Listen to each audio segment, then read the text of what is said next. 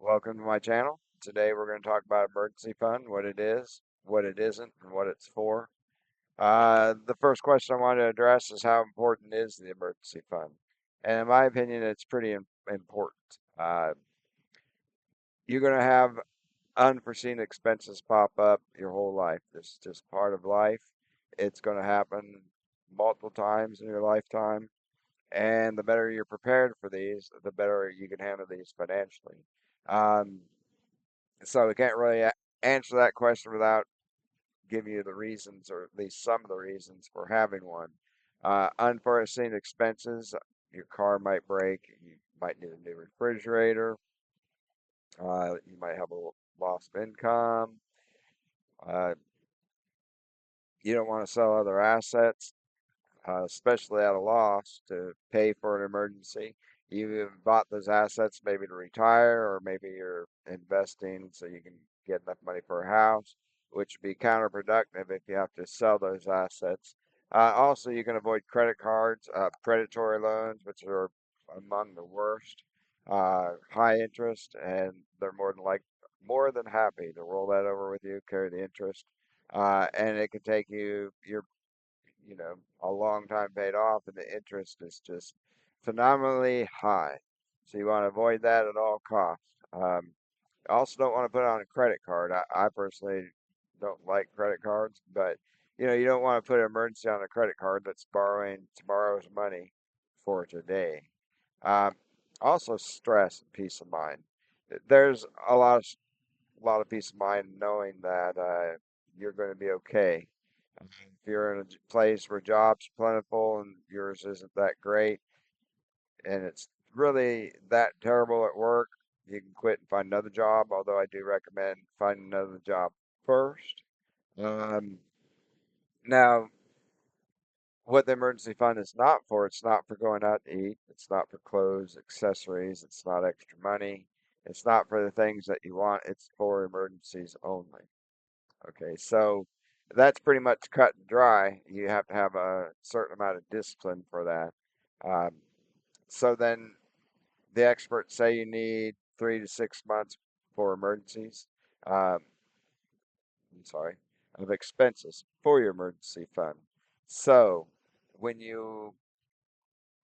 um, if you're in a place where you're seasonal and you get laid off, you might add a little bit to it.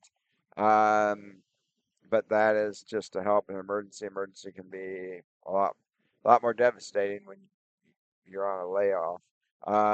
But you shouldn't be saving money for your layoff period in your emergency fund, and that's a bad cycle to get into.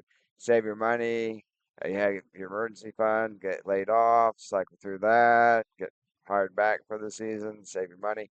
You're really on a treadmill. It's a little bit better than not having any money saved, but that is something that you want to avoid. Your emergency fund is there. It's pretty much going to be the same except for inflation. When inflation hits, you're going to want to add more to it. So if your electric bill goes up, food's gone up, an emergency fund that was relevant 5 years ago is not going to be sufficient today. It's not going to meet your needs. And if you move or you have higher expenses, then you're going to have to adjust it for that as well. And so how long does it take to put an emergency fund together? Which that really depends on you and your situation and your mindset, how important it is to you.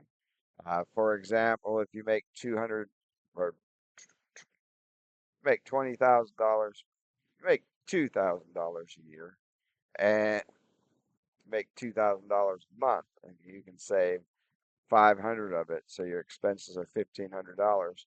Well, you're saving a maximum of $500 every 3 months. Is a month worth of expenses. You can have your emergency fund for 3 months, take care of it in under a year, 9 months. Now, if you want the full 6 months, it's going to take you a year. Um, and that's basically the example I gave you. Your situation may be better or worse.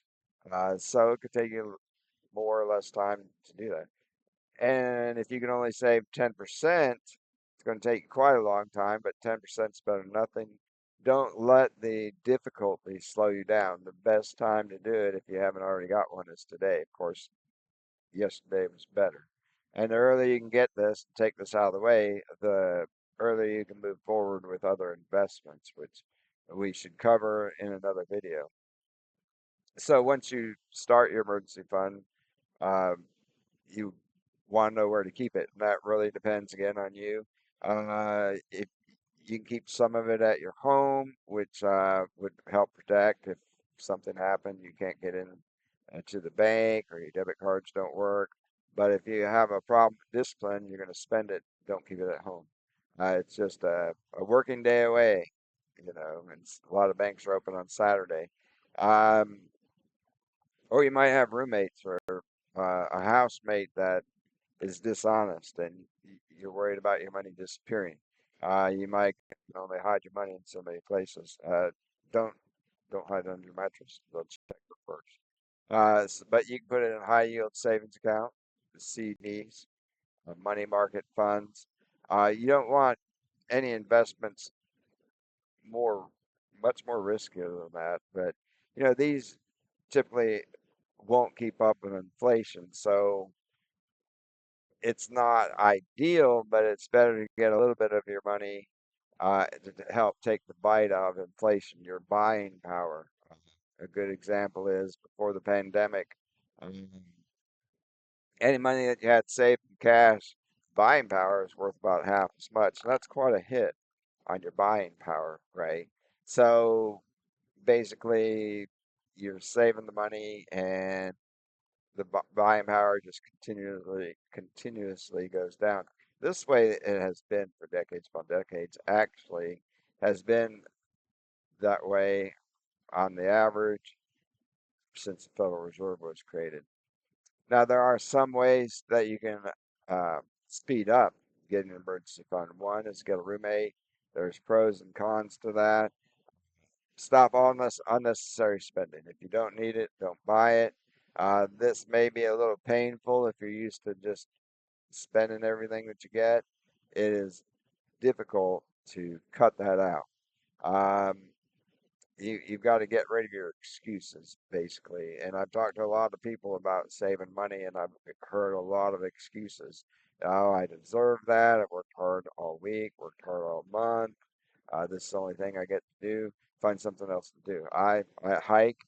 I'm out gas money, and that's it. Maybe some, hiking shoes and a backpack and some other accessories. I might take some food with me, but generally, most of the time, it's something brought home, which of course saves money. Sometimes I might get some food to take with me um, from the deli or something, just because I'm in a hurry, which actually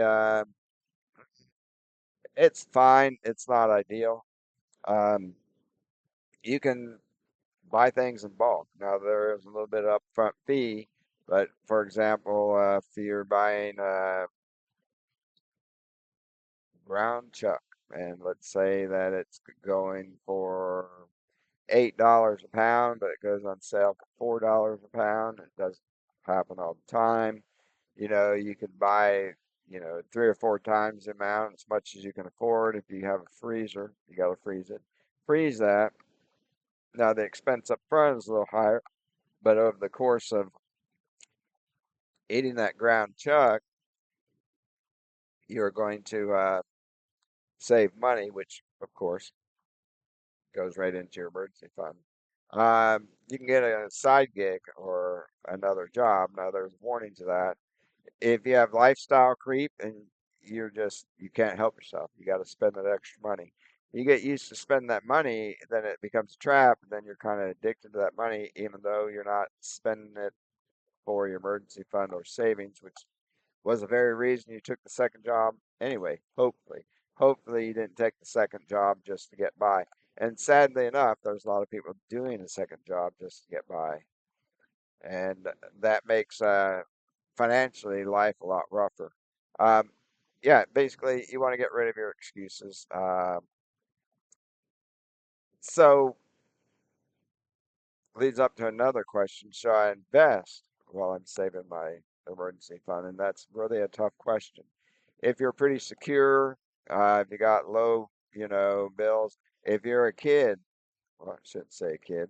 If you're 16, 17, 18, still living with your parents, they're nice enough to still be paying your way. You should be giving your appreciation and helping out around the house, by the way, for that. Be a blessing uh, to them.